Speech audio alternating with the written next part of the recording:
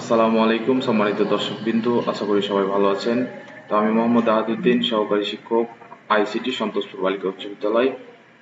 তো Microsoft Excel result শিটটিতে কিভাবে আমরা কাজ করব বা সেটি কিভাবে কাজ করার পরে স্টুডেন্টদের সামনে নোটিশ বোর্ডে রেজাল্ট কতটুকু প্রকাশ করব এবং অফিস কপি কতটুকু বা কোন অংশগুলো রেখে প্রকাশ করব বা মার্কশিট কিভাবে প্রকাশ করব, এই জিনিসগুলো আমি দেখাবো।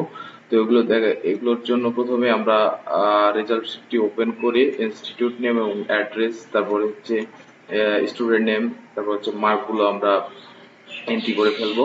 এগুলো সবগুলো সাবজেক্টের মার্ক এন্ট্রি হয়ে গেলে অর্থাৎ এখানে সাবজেক্টের আবার প্রত্যেকটা সাবজেক্ট ভিত্তিক রেজাল্টও দেখাবে এবং সবগুলো সাবজেক্টের মার্ক এন্ট্রি করা হয়ে গেলে আমাকে টোটাল নম্বর দেখাবে। তারপর হচ্ছে কোনো বিষয় ফেল থাকলে তার সংখ্যা দেখাবে, তারপরে জিপিএ দেখাবে, লেটার গ্রেড দেখাবে, মেরিট দেখাবে। তো এই পুরো ট্যাবুলেশন শিটটি আমরা তো নোটিশ বোর্ডে প্রকাশ করতে পারি না। তো আমরা কোন অংশটুকু প্রকাশ করবো সেটা করার জন্য আমি প্রথমে বাংলা থেকে শুরু করে এগ্রিকালচার অর্থাৎ সাবজেক্ট যে বিষয়টি দেওয়া আছে এখানে, এই বিষয়টি সিলেক্ট করে বাংলা থেকে এগ্রিকালচার পর্যন্ত যেভাবে টান দিয়ে আমি সিলেক্ট করলাম সেভাবেই টান দিয়ে সিলেক্ট করে সেটাকে হাইড করে ফেলবো।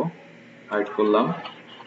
তো হাইড করার পরে আরো একটি বিষয় হাইড করে দিব এখানে, সেটা হচ্ছে উইদাউট জিপিএ সেটাকে হাইড করে দিব। হাইড করার জন্য আমরা সিলেক্ট করে রাইট বাটনে ক্লিক করলাম। তারপরে দেখেন আমাদের সামনে সুন্দর একটি প্রকাশ করার মতো রেজাল্ট চলে আসলো, যে শুধুমাত্র স্টুডেন্টের নাম থাকবে, তারপর হচ্ছে রোল থাকবে, তারপর হচ্ছে total mark, fail subject, GPL, letter grade, merit order. তো এই বিষয়গুলো আমরা সাধারণত প্রকাশ করতে পারি নোটিশ বোর্ডে। তো এটাতে আরো একটি বিষয় থেকে যায় যে এই যে মেরিটটি তৈরি হয়েছে এটি সাধারণত টোটাল নাম্বারের উপরে, যে নাম্বার বেশি পাইছে তার মেরিট অর্ডার বেশি, এটার উপরে ভিত্তি করে তৈরি করা হয়েছে, কিন্তু এটা আসলে যথোপযুক্ত না।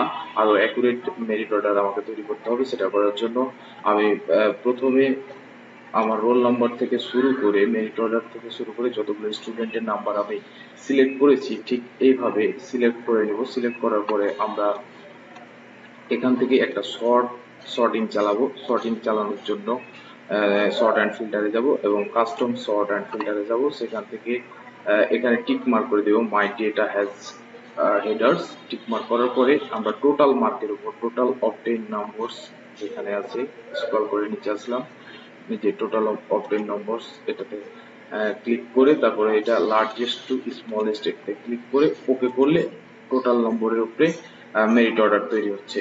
তো এটা আগেও করা ছিল। তো এটা আসলে আরো একটি বিষয়ের উপরে আমাকে সর্টিং চালাতে হবে, তাহলে অ্যাকুরেট আসবে। সেটা হচ্ছে পাশাপাশি জিপি এর উপরে আমরা একটা সর্টিং চালাবো। এটা করার জন্য আবার ওই একইভাবে সিলেক্ট করব, রোল নম্বর থেকে শুরু করে যতগুলো স্টুডেন্ট আছে সিলেক্ট করার পরে আমরা এবার সর্ট অ্যান্ড ফিল্টারে আবারও যাওয়ার পরে কাস্টম সর্টে যাব। কাস্টম সর্টে যাওয়ার পরে আমরা এবার জিপিএ সিলেক্ট করব এবং সেটা লার্জেস্ট টু স্মলেস্ট অর্ডারটা সিলেক্ট করে ওকে দেব। তারপরে আমাদের একটা অ্যাকচুয়াল মেরিট অর্ডার তৈরি হবে, যেটা আসলে কারেক্ট, অর্থাৎ যার গ্রেড পয়েন্ট অ্যাভারেজ বেশি হবে সেই প্রথম স্থান অধিকার করবে। তো এখানে দেখেন যে টোটাল নাম্বারের ভিত্তিতে কিন্তু এই স্টুডেন্টটা 4 নম্বরে হয়েছিল, বাট তার জিপিএ গ্রেড পয়েন্ট অ্যাভারেজের ভিত্তিতে সে এখন প্রথম স্থানে চলে আসছে। তো এখন আমাদের কাজ হবে আগের যে মেরিট অর্ডার গুলো ছিল অর্থাৎ যার সিলেক্ট করে যতগুলো স্টুডেন্টদের সিলেক্ট করে আমরা ডিলিট করে দেবো। ডিলিট করার পরে এখানে লিখবো অন, তারপরে লিখবো টু, তারপরে দুইটাকে টার্ন দিয়ে সিলেক্ট করে তারপর হচ্ছে যখন প্লাস আইকনটা আসবে টার্ন দিয়ে আমরা নিচ পর্যন্ত যতগুলো স্টুডেন্ট আছে এভাবে টান দিলে আমাদের মেরিট অর্ডার, অ্যাকচুয়াল মেরিট অর্ডারটা আসলে তৈরি হয়ে যাবে।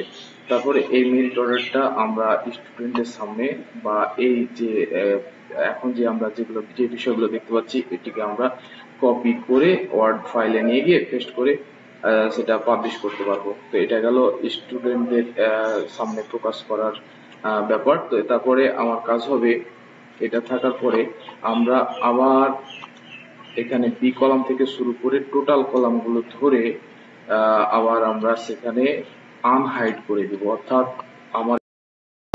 আমাদের আনহাইড করার পরে এরকম একটা ইন্টারফেস আসবে, অর্থাৎ এক রোল চলে গেলে প্রথম চলে আসছে 7 রোল।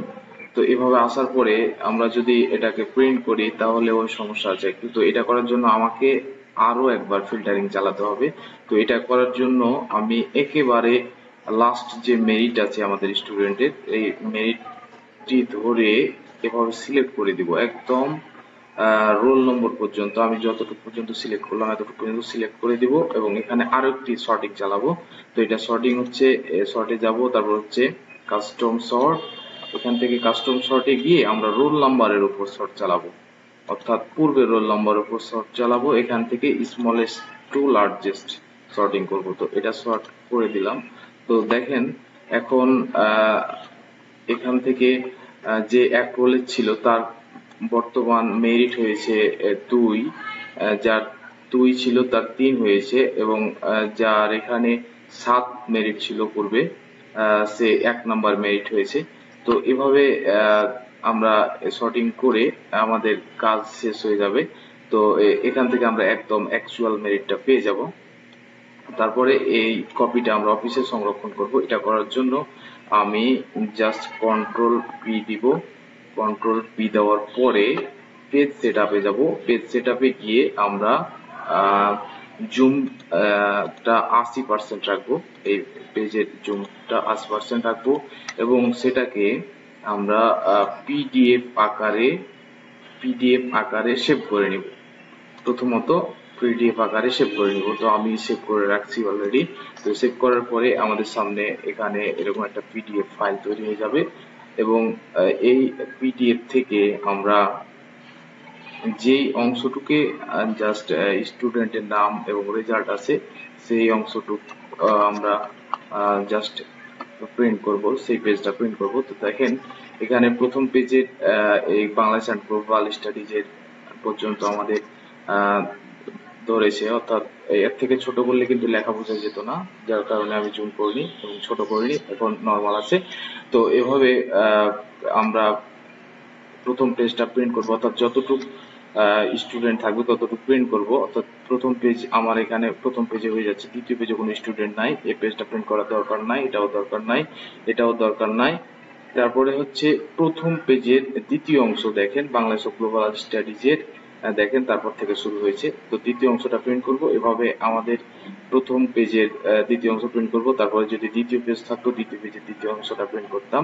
এভাবে আমরা প্রিন্টের কাজটা সম্পন্ন করতাম এবং প্রথম পেজে প্রথম অংশ, তারপর দ্বিতীয় পেজের প্রথম পেজের দ্বিতীয় অংশ সাজিয়ে, তারপর আবার দ্বিতীয় পেজের প্রথম অংশ, দ্বিতীয় পেজের দ্বিতীয় অংশ, এভাবে সাজিয়ে আমরা প্রিন্ট করে আমাদের অফিসে সংরক্ষণ করতে পারি।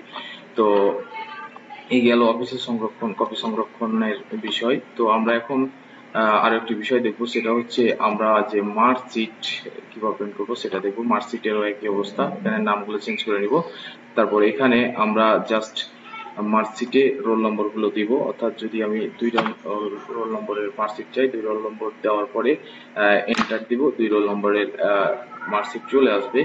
তো এইভাবে মার্কশিট চলে আসবে। কন্ট্রোল পি দিয়ে আমরা প্রিন্ট করে ফেলতে পারবো, অথবা সেটাকে সেভ দিয়ে রাখতে পারবো পিডিএফ আকারে, রোল নম্বর দিয়ে সেভ দিয়ে রাখতে পারবো। আর একটি বিষয় আছে এখানে যে প্রিপেয়ার্ড বাই, এখানে যে আমরা সিগনেচার একটা ইনসার্ট করে দিতে পারি, হেডমাস্টারের বা প্রিন্সিপালের সিগনেচার ইনসার্ট করে দিতে পারি, আর যে তৈরি করবে তারটা ইনসার্ট করে দিতে পারি। তো এগুলো অপশনাল, আসলে এটা দিতেও পারেন নাও দিতে পারেন, এটা প্রিন্ট করার পরে আপনি চাইলে সিগনেচার দিতে পারেন।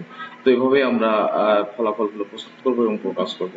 তো ধন্যবাদ দর্শক বিন্দু, আজকে এই পর্যন্তই, সবাই ভালো থাকবেন।